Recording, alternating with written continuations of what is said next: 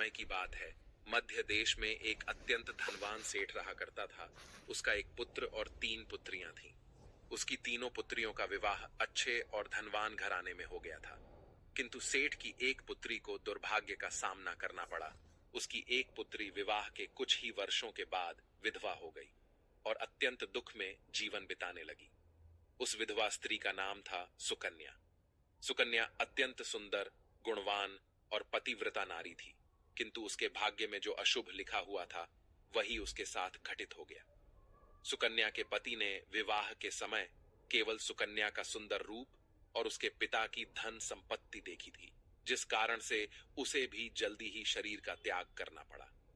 बचपन से ही सुकन्या के शरीर के अंगों पर उसके विधवा होने के लक्षण दिखाई दे रहे थे, लेकिन किसी ने उस पर ध्यान नहीं दिया था। सुकन्या के पिछले जन्म के कर्मों के कारण उसे इस जन्म में विधवा होना पड़ा था। भगवान विष्णु कहते हैं, हे देवी, अब मैं तुम्हें सुकन्या के पूर्व जन्म की कहानी सुनाता हूं, उसे तुम ध्यान से सुनो। सुकन्या का पिछले जन्म में एक ब्राह्मण के घर पर जन्म हुआ था। उसका नाम था कलावती। वह ब्राह्मण राजा को अत्यंत प्रिय था, जिस कारण से ब्राह्मण का घर धन धान्य से भरा हुआ था। उसके पास बहुत सारी धन संपत्ति थी, जिससे ब्राह्मण बहुत ही उन्मत्त और गर्विष्ठ बन गया था। वह ब्राह्मण अपनी पुत्री कलावती से बहुत प्रेम करता था, क्योंकि वह उसकी एकलौती पुत्री थी। कलावती बहुत ही सुंदर थी और पिता के लाड प्यार से वह भी बिगड़ चुकी थी। उसके पिता उसकी हर इच्छा को पूर्ण करते थे। उसे कभी किसी चीज की कमी नहीं पड़ने दी। कलावती ने अपने जीवन में कभी दुख नहीं देखा था और उसे अपनी सुंदरता पर भी अत्यधिक घमंड था। फिर जब कलावती जवान हुई तो उसके पिता ने उसका विवाह करने का सोचा, लेकिन उसकी एक शर्त थी कि जो भी कलावती से विवाह करेगा वह उसके साथ उसके पिता के घर में रहेगा, अर्थात घर जमाई बनकर रहेगा। ब्राह्मण ने अपने सभी रिश्तेदारों को यह बात बता दी और चारों तरफ यह बात फैल गई। कई विद्वान और ज्ञानी पंडित कलावती के घर पर उसे देखने के लिए आ गए, लेकिन कलावती ने किसी को भी पसंद नहीं किया। कलावती ने कई विद्वान ब्राह्मणों को अपमानित करके घर से बाहर निकाल दिया। फिर एक दिन एक अत्यंत सुंदर ब्राह्मण भिक्षा मांगने के लिए कलावती के घर पर आया, जिसे देखकर कलावती उस पर मोहित हो गई और अपने पिता से कहने लगी कि वह उसी भिखारी ब्राह्मण से विवाह करेगी। यह सुनकर कलावती के पिता ने भी स्वीकृति दे दी और उस भिक्षुक ब्राह्मण को कलावती से विवाह करने के लिए पूछा, तो उस भिक्षुक ब्राह्मण ने भी हाँ कर दिया और फिर कलावती और उस ब्राह्मण का विवाह संपन्न हुआ। कलावती विवाह के समय बहुत प्रसन्न थी। उसे उसका मनपसंद जोड़ीदार मिल चुका था। विवाह के बाद कुछ दिनों तक कलावती अपने पति के साथ बड़े प्रेम से रहने लगी और उसकी सेवा करने लगी। लेकिन कुछ ही दिन बीतने के बाद कलावती ने अपना असली रंग दिखाना शुरू कर दिया। कलावती अपने पति को नौकर की तरह समझने लगी। उसकी आज्ञा का पालन करने की जगह पर उसे ही आज्ञा देने लगी। कलावती अपने पति को भी उसके नाम से बुलाने लगी। खुद अपने पति के पैर दबाना छोड़कर अपने पति से ही खुद के पैर दबाने लगी। कलावती स्वेच्छाचारिणी थी। वह पति को बिना बताए ही घर से बाहर चली जाती। कभी पति की कोई बात नहीं मानती थी। पति से पहले ही भोजन करती थी। किसी भी धार्मिक कार्य में पति के साथ नहीं बैठती थी और अकेले ही मौज करती थी। अपनी पत्नी के ऐसे व्यवहार को देखकर कलावती का पति बहुत दुखी रहने लगा। उसने कलावती को बहुत समझाने की कोशिश की, लेकिन वह कभी नहीं मानी। कलावती अपनी ही मनमानी करती रहती थी। कलावती की माता ने भी उसे समझाने का प्रयास किया कि स्त्री को अपने पति के साथ ऐसा व्यवहार नहीं करना चाहिए, लेकिन कलावती अपनी मां की बात कभी नहीं मानती थी और वह जानबूझकर अपने पति को अपमानित करती रहती थी। दिन रात पति की बुराई करना, उसे अपशब्द कहना, उसे नाम लेकर बुलाना आदि प्रकार के निंदित कार्य वह रोज करती थी। कलावती का पति भी उससे बहुत परेशान हो गया था।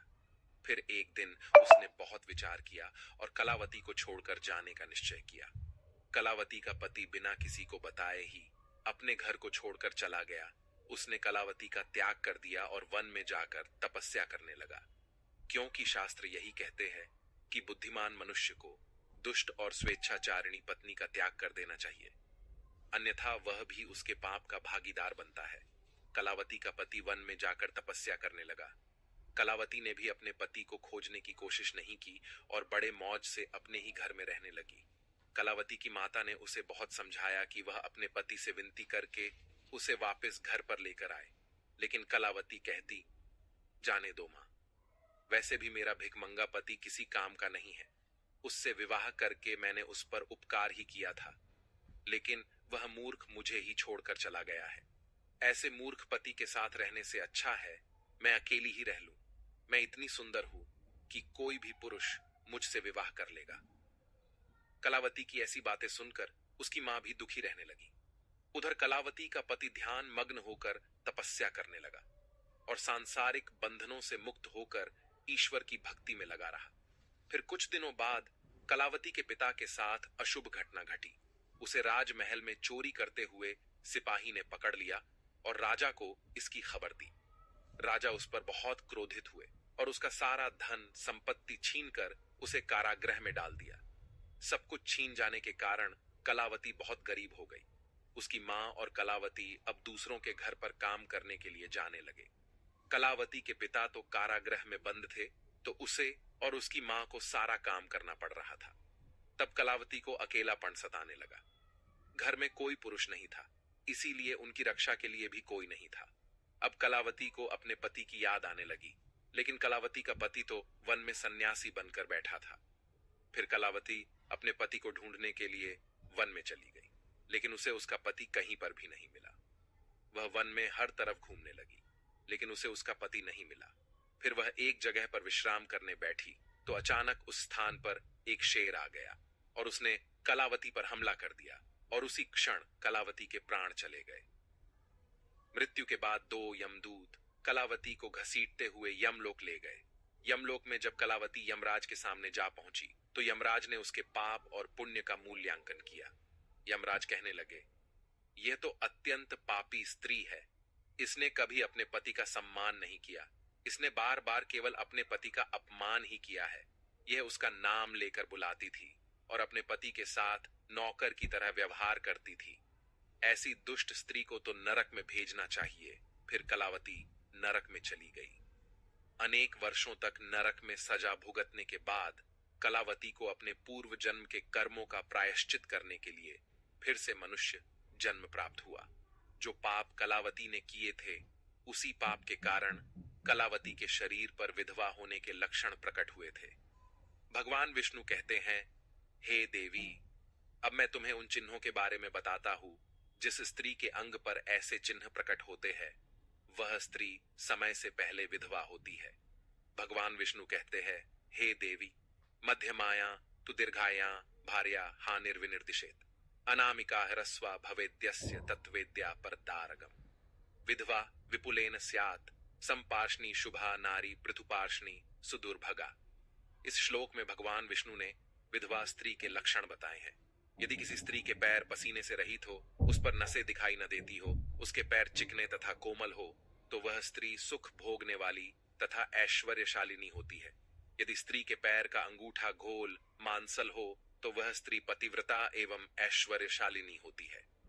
यदि स्त्री के पैर के अंगूठे पर नसें दिखाई देती हो, तो वह दुर्भाग्य से युक्त व्यभिचारिणी होती है। बहुत छोटे अंगूठे वाली स्त्री क्लेश करने वाली और दुख भोगने वाली होती है। अंगूठा यदि छपटा हो, तो वह स्त्री गर्भ धारण क्षमता में दुर्बल होती है। यदि किसी स्त्री के पैर की तर्जनी उंगली अंगूठे से भी बड़ी हो, तो वह स्वच्छंद कामचारिणी अर्थात अनेक पुरुषों से संबंध बनाने वाली होती है। यदि किसी स्त्री के पैर की उंगलियां परस्पर मिली हुई हो, एक दूसरे के नजदीक हो, उंगलियां गोल एवं सीधी हो और नाखून पतले एवं छोटे हो, तो वह ऐश्वर्यशालिनी होती है और ससुराल में सुख भोगती है। अब मैं विधवा स्त्री के पैर के लक्षण बताता हूं। यदि किसी स्त्री के पैर का अंगूठा बहुत बड़ा हो और आगे से गोल हो, उसके नाखून टेढ़े मेढ़े हो, अंगूठे पर नसें दिखाई देती हो, तो उस स्त्री के विधवा होने के योग बनते हैं। यदि स्त्रियों की एड़ियां बहुत बड़ी हो, तो वह मृत्यु पर्यंत दुख भोगने वाली होती है, और यदि स्त्री के पैर मांस रहित हो, तो ससुराल के भाग्य को नष्ट कर देती है। यदि किसी स्त्री के पैर की अनामिका उंगली बाकी उंगलियों की तुलना में बहुत छोटी हो, तो वह कलह करने वाली और घर के वातावरण को असहनीय बना देने वाली होती है। यदि किसी स्त्री के पैर की मध्यमा उंगली अर्थात बीच की उंगली ज्यादा लंबी हो, तो वह विवाह के लिए अयोग्य होती है। जो स्त्री चलते समय पैर पटकते हुए चलती हो और धम धम आवाज करती हो, तो वह अपने पति का विनाश करने वाली होती है। भगवान विष्णु कहते हैं, हे देवी, इन्हीं लक्षणों के कारण सुकन्या समय से पहला विधवा हुई थी। पिछले जन्म के कर्मों के कारण ही स्त्री के विधवा होने के योग बनते हैं। जो स्त्री अपने पति का अपमान करती है, उसका नाम लेकर बुलाती है तथा उसके भोजन करने से पहले ही भोजन करती है, तो वह स्त्री निश्चित ही समय से पहले विधवा होती है। एक पतिव्रता स्त्री कभी पति का अपमान नहीं करती, कभी उसे नाम लेकर नहीं बुलाती और सदैव पति से एकनिष्ठ रहकर उसकी इच्छा के अनुसार चलती है। उस स्त्री की कभी दुर्गति नहीं होती और वह मृत्यु के पश्चात मेरे लोक को प्राप्त करती है। तो दोस्तों, इस प्रकार से भगवान विष्णु ने मां लक्ष्मी को अत्यंत महत्वपूर्ण कथा सुनाई है। उम्मीद है आपको यह जानकारी अच्छी लगी होगी।